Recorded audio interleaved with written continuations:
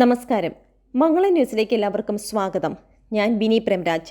മാസപ്പടി വിവാദത്തിൽ കേന്ദ്ര അന്വേഷണ ഏജൻസി അന്വേഷണം തുടങ്ങി. മാധ്യമപ്രവർത്തകയെ അപമാനിച്ച സുരേഷ് ഗോപിക്കെതിരെ കേരള പോലീസ് ഗുരുതര വകുപ്പുകൾ ചുമത്തിയ സംഭവം ചർച്ച ചെയ്യുന്നതിനിടയിലാണ് പുതിയ വാർത്ത പുറത്തു വന്നിരിക്കുന്നത്.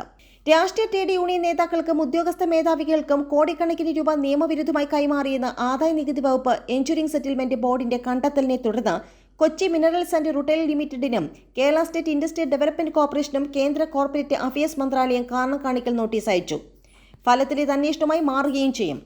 CMRL നൽകുന്ന വിശദീകരണം നിർണായകമാണ്. മുഖ്യമന്ത്രി പിണറായി വിജയന്റെ മകൾ വീണ വിജയന് നൽകാത്ത സേവനത്തിന് പണം നൽകിയെന്ന ആരോപണത്തിലാകും പ്രധാന അന്വേഷണം. മന്ത്രാലയത്തിന് കീഴിലുള്ള സീരിയസ് ഫ്രോഡ് ഇൻവെസ്റ്റിഗേഷൻ ഓഫീസ് ഈ കേസ് അന്വേഷിക്കാൻ കാരണമുണ്ടെങ്കിൽ ബോധിപ്പിക്കാനാണ് കമ്പനിക്കാര്യം അസിസ്റ്റന്റ് രജിസ്ട്രാറുടെ നോട്ടീസ്. CMRL കമ്പനിയുടെ 13.4% ഓഹരി ഉടമസ്ഥത KSIDCക്ക് ഉള്ളതുകൊണ്ടാണ് അവർക്ക് നോട്ടീസ് അയച്ചിരിക്കുന്നത്. ISBയുടെ ശുപാർശ അനുസരിച്ച് കേസ് സീരിയസ് ഫ്രോഡ് ഇൻവെസ്റ്റിഗേഷന് കൈമാറണമെന്നാവശ്യപ്പെട്ട് CMRL കമ്പനി ഓഹരി ഉടമ ഹൈക്കോടതിയിൽ സമർപ്പിച്ച ഹർജിയിലെ പ്രധാന ആരോപണങ്ങൾ അടങ്ങുന്ന ചോദ്യാവലിയും നോട്ടീസിനൊപ്പം നൽകിയിട്ടുണ്ട്. 19 ആരോപണങ്ങൾക്കാണ് മറുപടി നൽകേണ്ടത്. ഏറെ നിർണായകമായ ചോദ്യങ്ങളാണ് ഉയർത്തുന്നത്.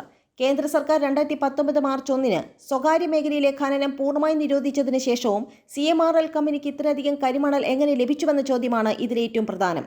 ഇതിന് KSIDC നൽകുന്ന മറുപടി അതിനിർണായകമാണ്. ഈ മറുപടി കിട്ടിയ ശേഷം പിണറായി വിജയന്റെ മകൾ വീണ വിജയനും രമേശ് ചെന്നിത്തലയ്ക്കും കുഞ്ഞാലിക്കുട്ടിക്കുമെല്ലാം കേന്ദ്ര ഏജൻസി നോട്ടീസ് നൽകുവാൻ സാധ്യതയുണ്ട്. ഇതിൽ കരിമണൽ കടത്തിയ CMRL കമ്പനി നൽകുന്ന മറുപടിയാകും നിർണായകം.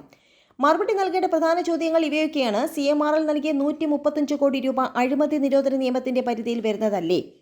രാഷ്ട്രീയ പാർട്ടികൾക്ക് നൽകുന്ന സംഭാവനയിൽ 100% ആദായ നികുതി നൽകുന്ന വകുപ്പ് പ്രകാരമല്ലാതെ എന്തുകൊണ്ട് തുക കൈമാറി? രാഷ്ട്രീയ നേതാക്കൾക്ക് നേരിട്ട് പണം നൽകിയത് എന്തിന്? 2016 മാർച്ച് 31 772.44 ലക്ഷം രൂപയുടെ നഷ്ടമുണ്ടായിരുന്ന CMRL കമ്പനി 2023 മാർച്ച് 31 7336.82 ലക്ഷം രൂപയുടെ അറ്റാദായം നേടിയത് എങ്ങനെയാണ്? കേന്ദ്ര സർക്കാർ 2019 മാർച്ച് 1 സ്വകാര്യ മേഖലയിലെ ഖനനം പൂർണ്ണമായി നിരോധിച്ചതിന് ശേഷവും CMRL കമ്പനിക്ക് ഇത്രയും അധികം കരിമണൽ എങ്ങനെയാണ് ലഭിച്ചത്? മുഖ്യമന്ത്രിയുടെ മകളുടെ കമ്പനിയുമായി ബന്ധപ്പെട്ട മാസപ്പടി വിവാദത്തിൽ സീരിയസ് ഫ്രോഡ് ഇൻവെസ്റ്റിഗേഷൻ ഏജൻസി അന്വേഷണം ആവശ്യപ്പെട്ടുള്ള ഹർജിയിൽ CMRLന് കേന്ദ്ര സർക്കാരിന് നോട്ടീസ് അയക്കുവാൻ ഹൈക്കോടതി ഉത്തരവിട്ടിരുന്നു. കോട്ടയം ജില്ലാ പഞ്ചായത്ത് അംഗം അഡ്വക്കേറ്റ് ഷോൺ ജോർജാണ് ഹർജി നൽകിയത്.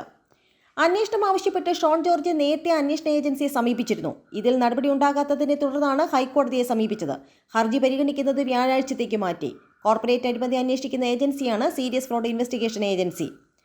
മാസപ്പടി കേസിൽ രാഷ്ട്രീയ നേതാക്കളും കമ്പനിയും ചേർന്നുള്ള അഴിമതി നടന്നിട്ടുണ്ടെന്നും കേരള തീരത്തെ അനധികൃത മൈനിങ്ങിനായി വൻ തുക കോഴയായി ചെലവഴിച്ചിട്ടുണ്ടെന്നും ഇത് വലിയ പൊതുനഷ്ടം കേരളത്തിൽ ഉണ്ടാക്കിയെന്നുമാണ് ഹർജിയിൽ ആരോപിക്കുന്നത്.